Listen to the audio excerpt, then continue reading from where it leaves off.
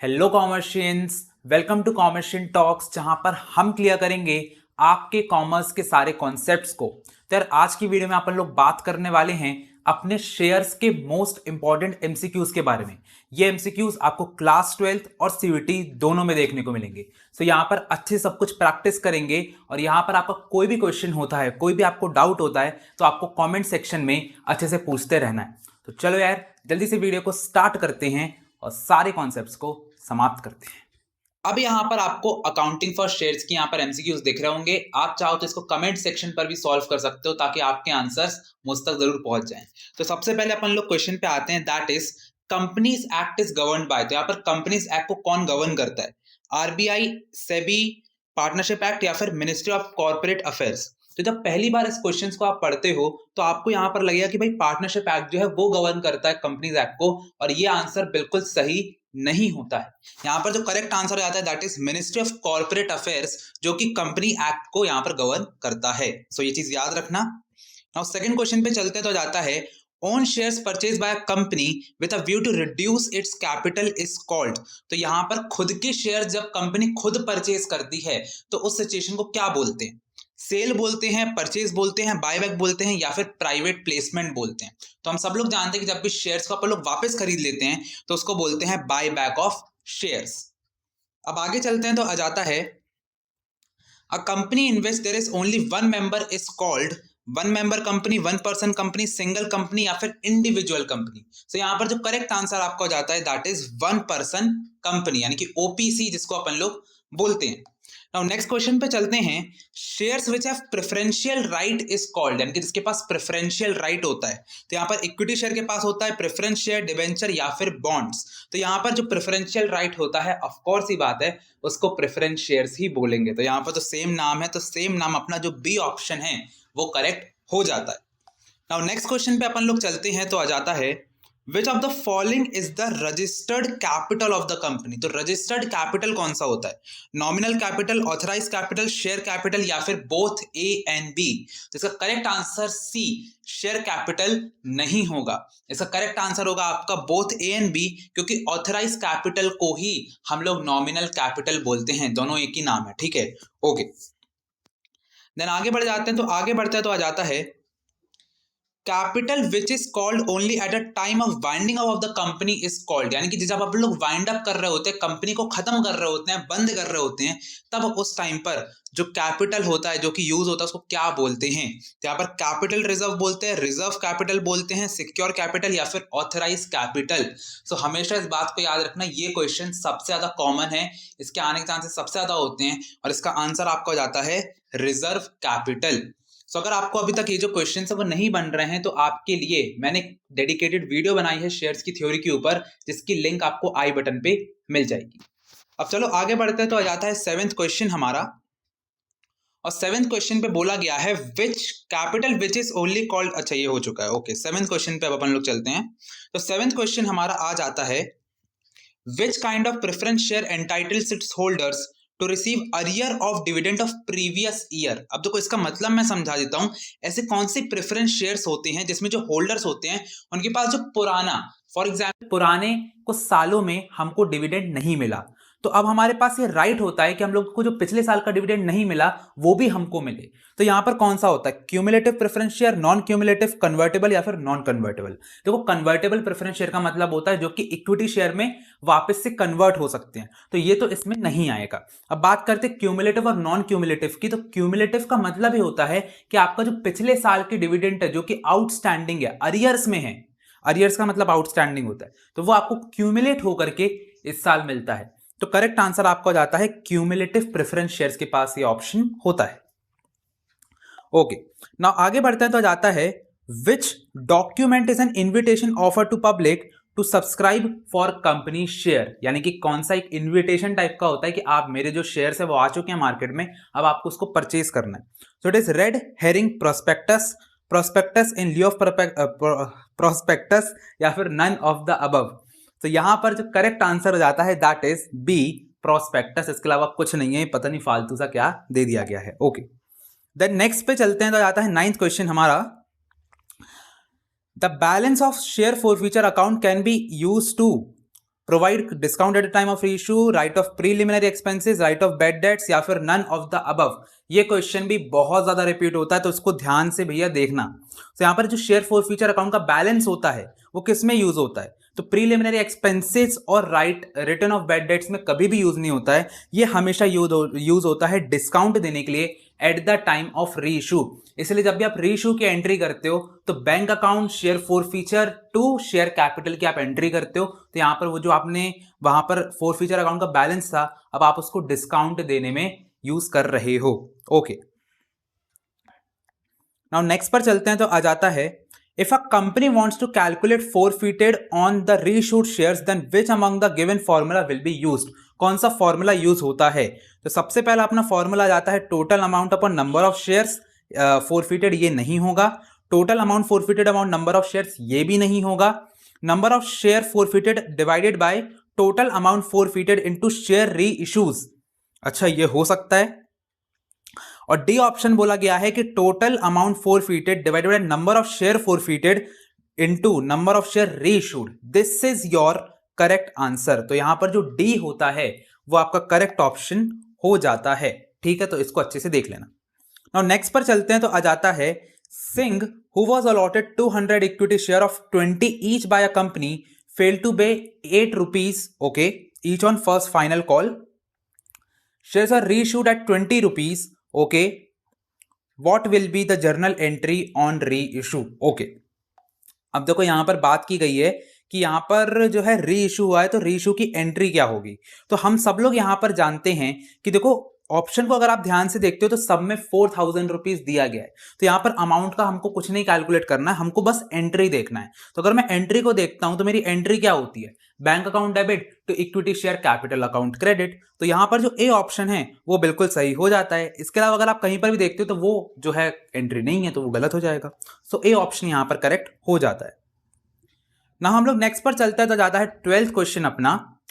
A company issued 25,000 shares and received application for 35,000 shares. ठीक है, company wants to allot shares to everyone who has applied. What will be the ratio for allotment? तो यहां पर क्या ratio होने वाला है? So यहां पर ए ऑप्शन है 6:7, 7:5, 5:7 या फिर 7:6। तो इसको निकालने के लिए आप क्या करोगे? अप्लाइड इज टू अलॉटेड लिखोगे। तो अगर अप्लाइड इज टू अलॉटेड लिखते हो तो 35,000 के लिए अप्लाई किया था और अलॉट हुए 25,000। मेरी राइटिंग बहुत खराब आती है, इसमें क्या करूं मैं? सो अगर आप इसको कैंसिल करते हो तो 5 7 35 और 5 5 25। तो ऐसे करके 7:5 का आपका रेशियो आ जाता है। बस इतना ही करना होता है। सो यहां पर जो करेक्ट ऑप्शन आपको जाता है दैट इज बी, 7:5। ठीक है, okay.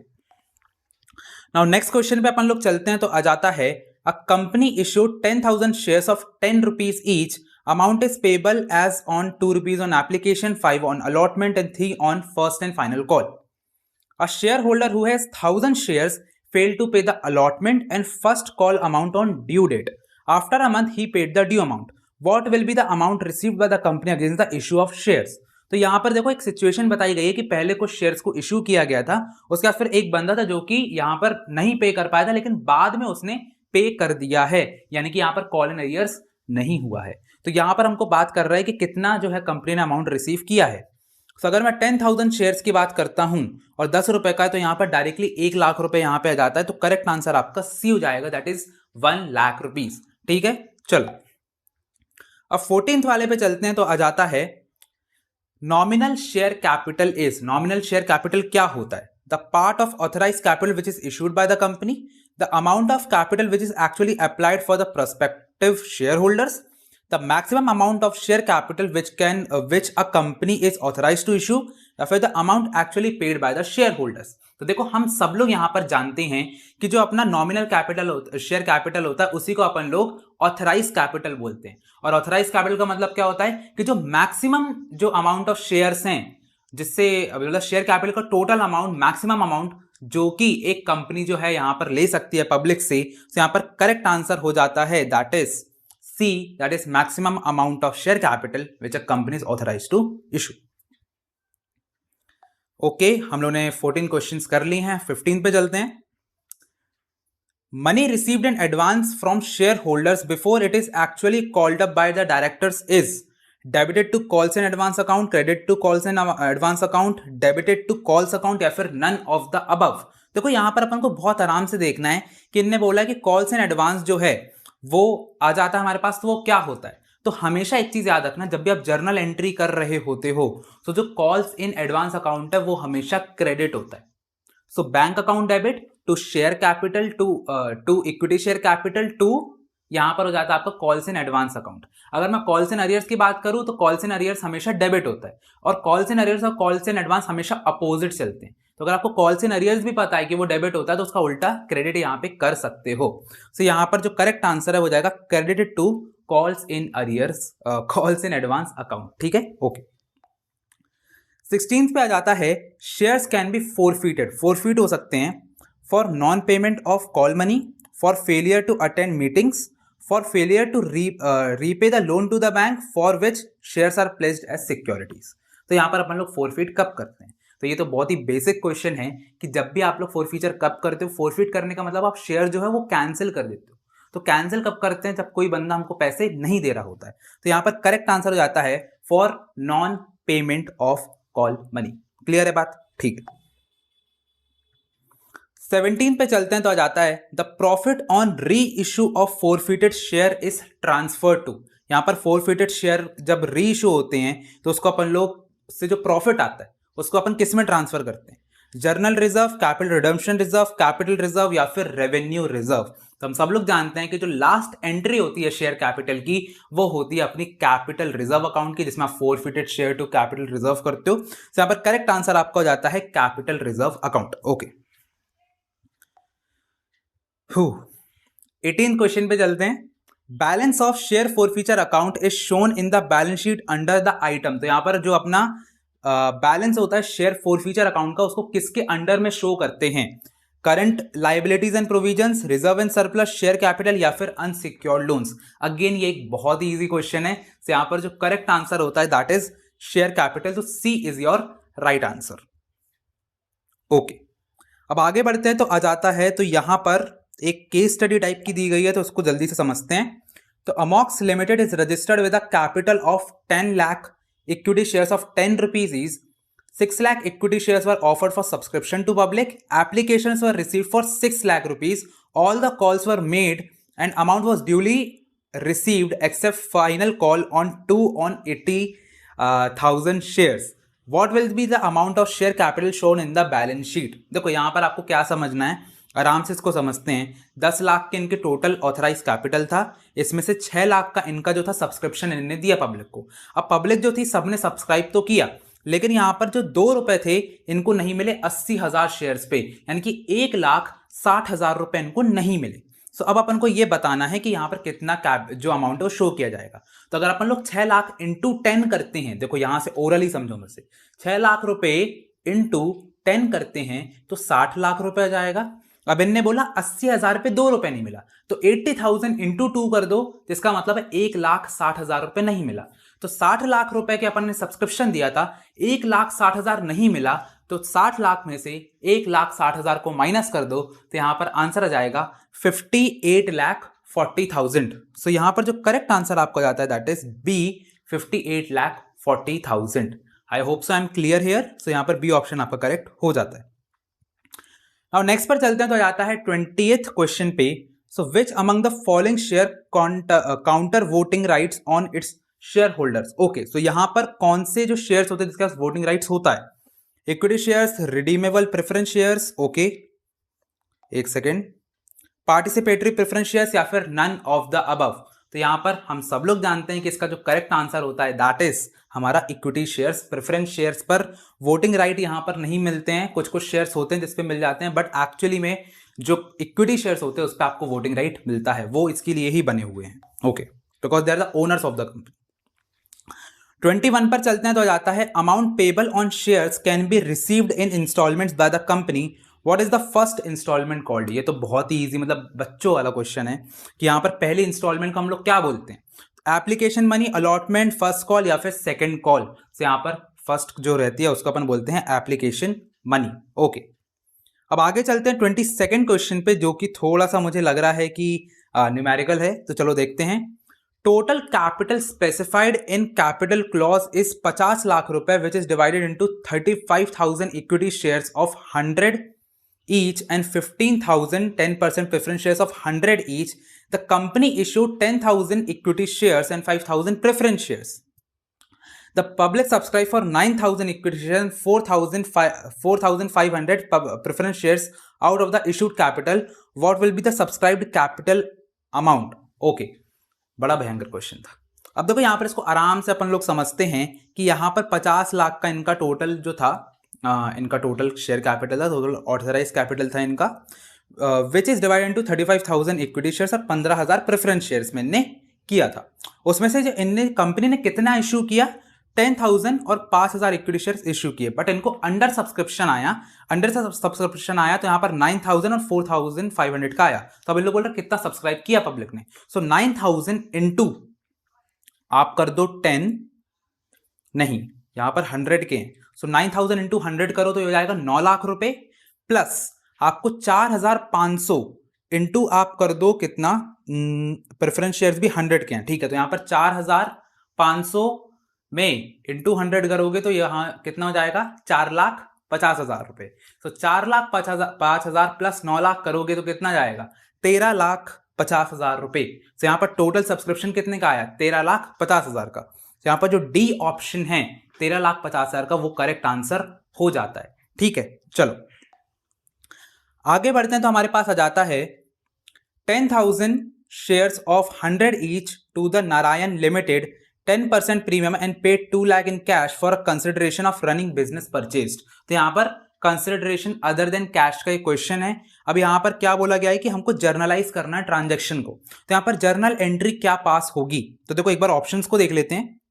So Narayan to share capital to security payment reserve to cash account, then जाता है आपका Narayan to share capital, then आपका हो जाता है नारायण लिमिटेड टू कैश, या फिर जाता है share capital security payment reserve cash to Narayan. तो देखो यहाँ पर बहुत सिंपल सी बात है, आपको बस इस जो जर्नल एंट्री है इसमें क्या याद रखना है कि यहाँ पर आपने शेयर्स को इशू किया। जब भी आप शेयर को इशू करते हो तो आपकी एंट्री क्या होती है, application account to equity share capital. तो इक्विटी शेयर कैपिटल हमेशा क्रेडिट होता है।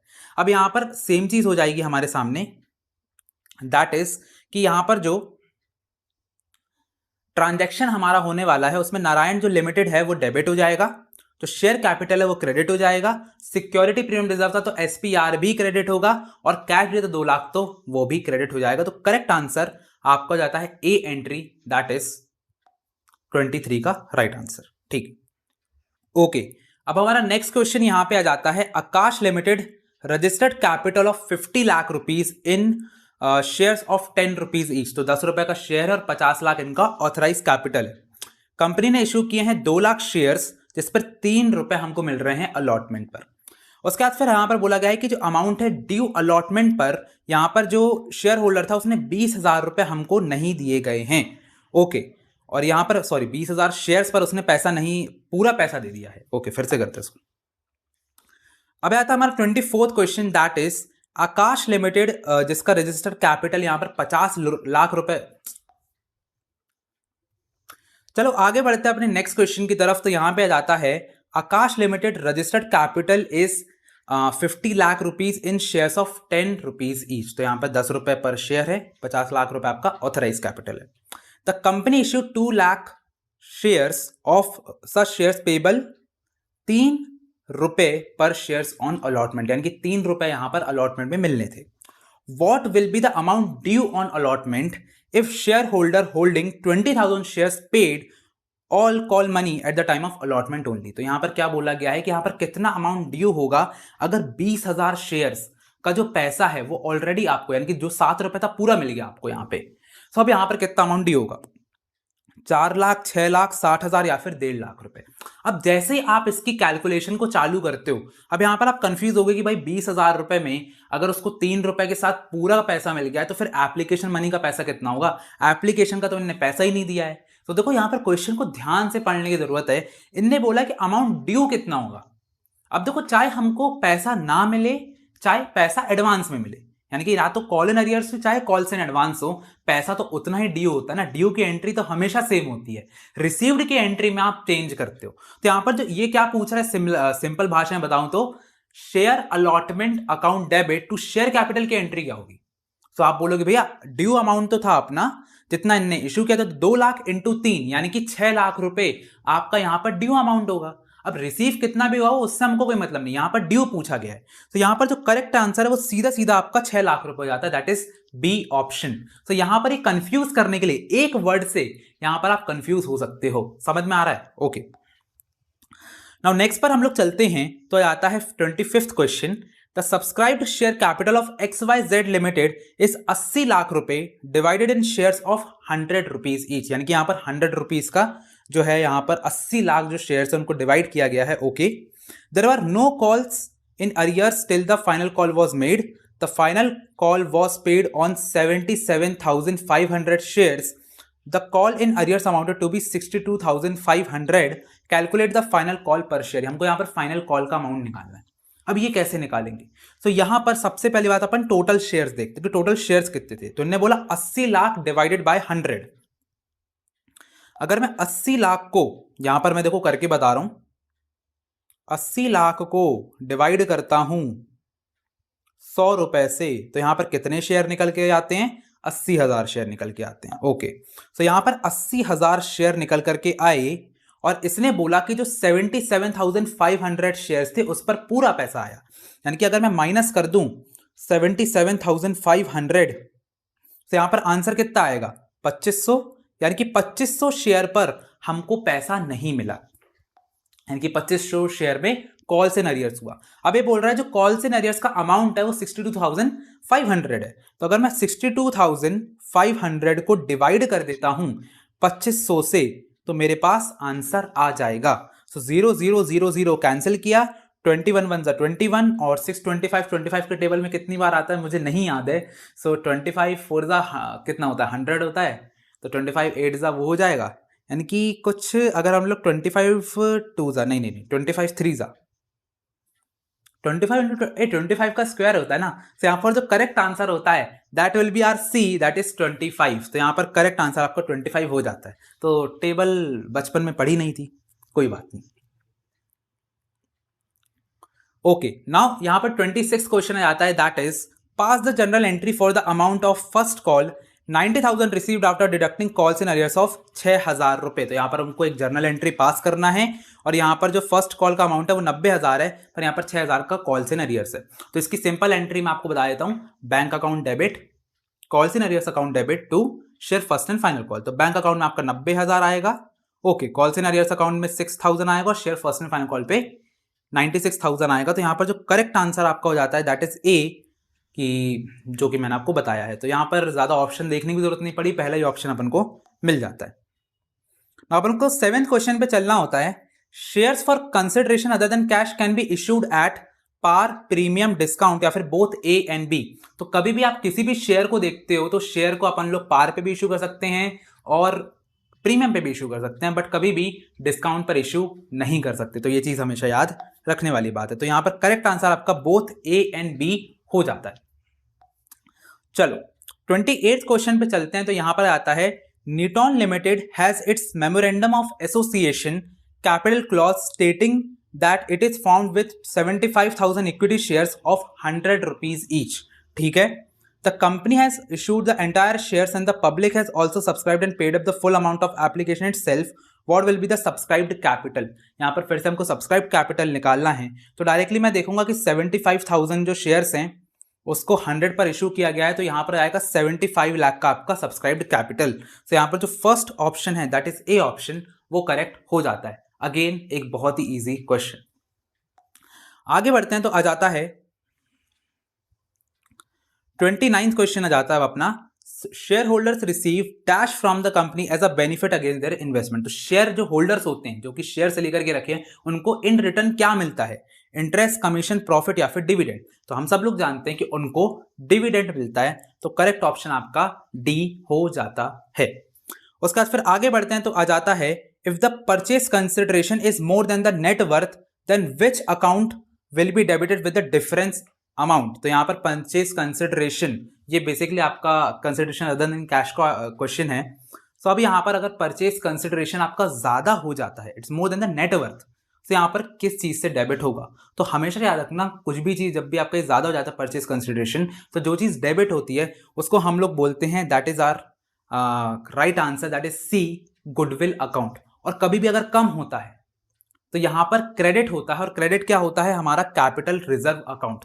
वेंडर और एसेट तो आता ही आता है, इससे कुछ अपन लोग ज्यादा कमी नहीं करते। तो अगर ज्यादा आ रहा है तो आपका गुडविल अकाउंट डेबिट होगा, कम आ रहा है तो आपका कैपिटल रिजर्व अकाउंट से आप पैसे डालोगे तो वो चीज क्रेडिट हो जाएगी। सर फाइनली हम लोग ने अपने शेयर्स के 30 एमसीक्यूज को यहाँ पर सॉल्व कर लिया है, जो कि बहुत इंपॉर्टेंट होते हैं हमारे सीयूईटी एंड क्लास 12 बोर्ड्स के लिए। अगर वीडियो पसंद आई हो तो लाइक करो, सब्सक्राइब करो, कमेंट करो और ज्यादा से ज्यादा शेयर करो ताकि सबकी हेल्प होती रहे। मिलते हैं अगली वीडियो में, तब तक के लिए ऑल द बेस्ट।